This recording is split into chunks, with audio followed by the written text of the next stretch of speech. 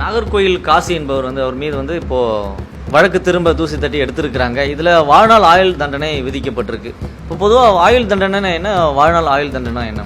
ஏறக்குறைய 120க்கும் அதிகமான பெண்களை பாலியல் சித்திரவதை பண்ணி மிரட்டி பணம் பறிச்சிருக்காங்க. பெண் மருத்துவர் மேல வழக்கு எஸ்பி கிட்ட கொடுத்தனால தான் இதை தோண்டி எடுக்கும் போது அவர் மொபைல்ல இவ்வளோ குற்ற வழக்குகள் பின்னணி உள்ள நபர் தெரிய வந்திருக்கு. இதுல மிகப்பெரிய ஒரு அரசியல் புள்ளிகள், உயர் அதிகாரிகளுடைய மனைவிகள் எல்லாம் சிக்கி இருக்கிறதுனால தான்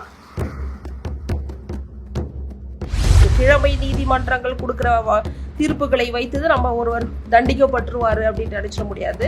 அவங்க அப்பீல் போவாங்க இந்த மாதிரி குற்றவாளிகள். இதுல சார்ஜ் ஷீட் வேகமா ஃபைல் ஆயிருக்குன்னு பாத்தீங்கன்னா, இதுல உயர் அதிகாரிகளுடைய மனைவிமார்களும் உயர் அதிகாரி வீட்டு பெண்களும் எல்லாம் இந்த நபர் கையில சிக்கி இருக்காங்க. இந்த நபர் பாலியல் ரீதியா அவங்கள மிரட்டி பணம் பறிச்சனால இது வேகமா குற்றப்பத்திரிகை தாக்கல் செய்யப்பட்டிருக்கு.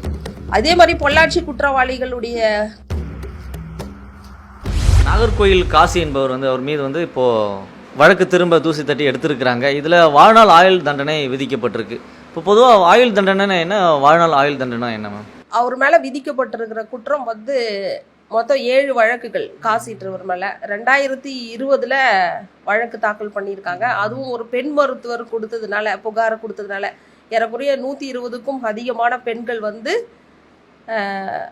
பெண்களை பாலியல் சித்திரவதை பண்ணி மிரட்டி பணம் பறிச்சிருக்காருன்னு அவருடைய செல்போன்ல இருந்து காவல்துறை எடுத்திருக்காங்க.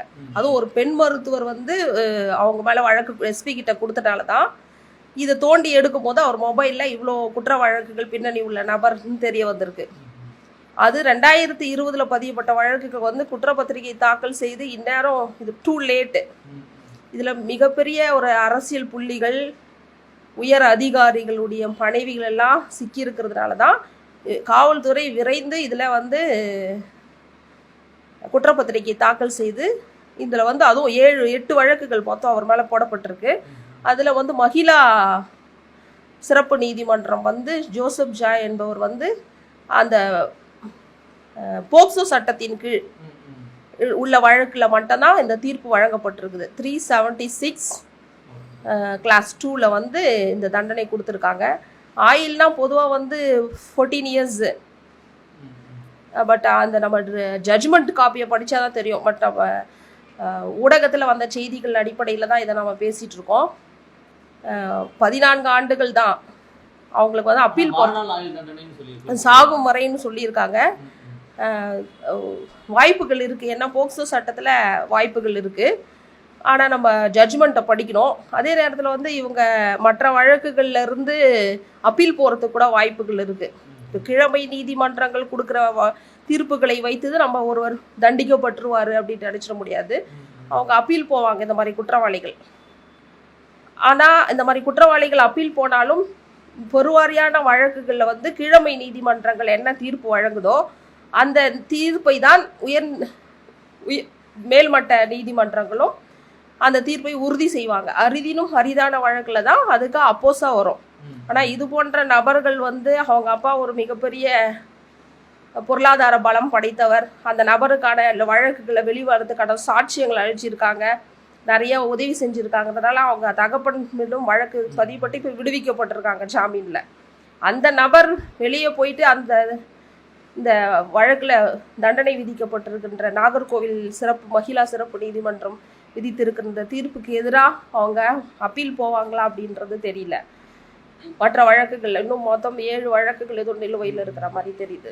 இவருக்கு ஆயுள் தண்டனை கொடுத்திருக்காங்க. இந்த கருணை அடிப்படையில் வெளியே வர்றதுக்கான வாய்ப்புகள்லாம் இருக்குதுங்களா? இப்போ நிறைய குற்ற சம்பவங்கள்ல உள்ள போனது கைதிகளை. ஆமா, காந்தி ஜெயந்தி அப்போ வெளியே விடுவாங்க, சுதந்திர தினம், குடியரசு தினத்துக்கு இந்த கருணை அடிப்படையில வெளியிடுவாங்க இல்லைங்களா? அந்த மாதிரி ஒரு வெளியே வர்றதுக்கான வாய்ப்புகள் இருக்குதா? அதுக்கும் மினிமம் அவங்க 12 ஆண்டுகள் மேலே இருந்திருக்கணும். 14 இயர்ஸ் கம்பல்சரி. நீதிமன்றத்தில் அவங்க குற்றத்தைக்கான தண்டனையை அவங்க கழித்திருந்தால் மட்டும்தான் அரசியல் தலைவர்களுக்கான பிறந்த நாளோ இன்ன நிகழ்ச்சிகள், தலைவர்களுடைய பிறந்த நாள் அடிப்படையோ நன்னடத்தையின் அடிப்படையிலையோ கோர்ட் விடுவிக்குமே ஒழிய, அதர்வைஸ் குறைந்தபட்சம் அவங்க 14 ஆண்டுகள் அதற்கான தண்டனையை அவங்க பெற்றிருந்தா மட்டும்தான் அதுக்கப்புறமா தான் இந்த விடுதலைன்றது தலைவர்களுடைய பிறந்த நாள் நன்னடத்தை அதன் பிரகாரம் உறுதி செய்யப்படும். சிபிசிஐடி என்ன சொல்ல வராங்க மேம்? இந்த வழக்கு தொடர்பாக சிபிசிஐடியுடைய அங்கே சப்மிட் பண்ணது என்ன சப்மிட் பண்ணியிருக்காங்க? அது வழக்கு அறிக்கை நான் இன்னும் படிக்கல, விலாவரியாக தீர்ப்பு நகலை இன்னும் பார்க்கல. பார்த்த பிறகு தெரியும். ஆனால் சிபிசிஐடி வசம் வந்த பிற்பாடு தான் இது துரிதமாக நடவடிக்கை. ஏன்னா பொள்ளாச்சி வழக்கில் பாலியல் குற்றவாளிகள் இருக்காங்களே, மிக பரபரப்பாக பேசப்பட்ட ஒரு வழக்கு. அரசியல் பிரமுகர்களுடைய மகன்கள்லாம் இருக்காங்க அதில். ஸோ அதில் வந்து விரைவாக இவ்வளோ நடக்கலையே, சார்ஜ் ஷீட் ஃபைல் பண்ணல இல்லையா. இதில் வந்து சார்ஜ் ஷீட்டு வேகமாக ஃபைலாக இருக்குதுன்னு பார்த்தீங்கன்னா, இதில் உயர் அதிகாரிகளுடைய மனைவிமார்களும் உயர் அதிகாரி வீட்டு பெண்களும் எல்லாம் இந்த நபர் கையில் சிக்கியிருக்காங்க. இந்த நபர் பாலியல் ரீதியாக அவங்கள மிரட்டி பணம் பறிச்சனால இது வேகமாக குற்றப்பத்திரிகை தாக்கல் செய்யப்பட்டிருக்கு. அதே மாதிரி பொள்ளாச்சி குற்றவாளிகள் அவங்க குற்றவாளிகளுடைய அப்பாக்கள் வந்து அரசியல் புள்ளிகளாக இருக்கிறதுனால அந்த நபர்கள் காப்பாற்றப்பட்டிருக்கிறாங்க. அந்த நபர்கள் மீதும் இந்த மாதிரி காவல்துறை விரைந்து குற்றப்பத்திரிகை தாக்கல் செய்து அந்த நபர்கள் மீது இது போல நடவடிக்கை எடுத்தால் நம்ம இது ஒரு ஃபேர் ஜஸ்டிஸாக நம்ம பார்க்கலாம். நீதிமன்றத்தின் பால் உள்ள பொதுமக்களுக்கு இருக்கிற நம்பிக்கையை உறுதி செய்யும் விதமாக இந்த தீர்ப்பு அமைந்திருக்கிறது மிகவும் பாராட்டுக்குரியது, மகிழ்ச்சிக்குரியது.